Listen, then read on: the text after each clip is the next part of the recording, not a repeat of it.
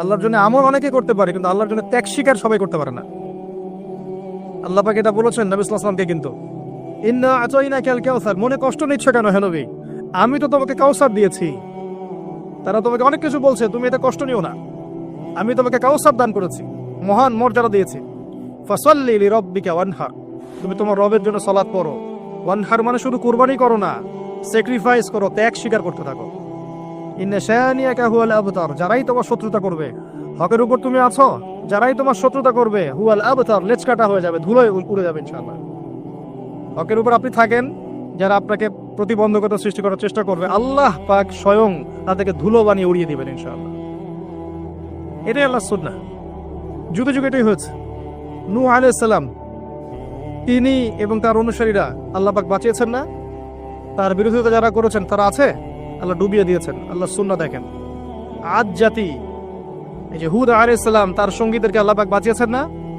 তার বিরোধিতাকারীদেরকে আল্লাহ পাক ঝড় দিয়ে উড়িয়ে দিয়েছেন। সামুদ জাতি, এই যে সালেহ আলাইহিস সালামের কওম, আল্লাহ পাক তাকে এবং তার অনুসারীদেরকে বাঁচিয়েছেন না? দুনিয়া আখিরাতে সম্মানিত করেছেন না? তার বিরোধিতাকারীদেরকে আল্লাহ পাক বজ্রপাত দিয়ে ধ্বংস করে দিয়েছেন। ফিরআউন, এর পুরো সুপার পাওয়ার, একদম মিলিটারি পাওয়ার, আল্লাহ পাক একেবারে লোহিত সাগরে ডুবিয়ে দিয়েছেন না? আর মূসা আলাইহিস সালামকে আল্লাহ বিজয় দিয়েছেন। একই সুন্নাহ প্রত্যেক যুগে যুগে। ইব্রাহিম একা ছিলেন, আল্লাহ বলেছেন তুমি একাই একটা উম্মাহ। ইব্রাহিম, তুমি একাই একটা উম্মাহ। আল্লাহর কাছে হকপন্থীর দাম আছে, সংখ্যা গরিষ্ঠতার দাম নাই। হকের দাম আছে, সংখ্যা গরিষ্ঠতার দাম আল্লাহর কাছে নাই। আল্লাহ দেখবেন হক কোনটা। 1 কোটি মানুষ যদি বলে যে সুদ হালাল হালাল হালাল, কোশ্চিনকালে হালাল হয়ে যাবে না। একটা মানুষ দাঁড়িয়ে যদি বলে সুদ হারাম, হারামই থাকবে। এটাই আল্লাহর সুন্নাহ, এটাই হক। ওয়াকুল হাক্কু মির রাব্বিকুম, হক তোমার রবের পক্ষ থেকে আসে। ফামান শাআ ফালইউমিন, যার ইচ্ছা হয় ঈমান আনুক, ওয়ামান শাআ ফালইয়াকফুর, যার ইচ্ছা হয় অস্বীকার করুক।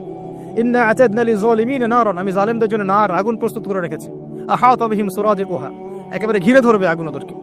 ওয়া ইয়াস্তাগীথু মান ইউগাসু কাল মুহলি ইয়াশউিল ওযু, এমন পানি দেওয়া হবে ওদেরকে, পানি চাইলে ওই সময়, যে পানি ঢালা মাত্রই সব দেহ ঝলসে যাবে মুক্ত।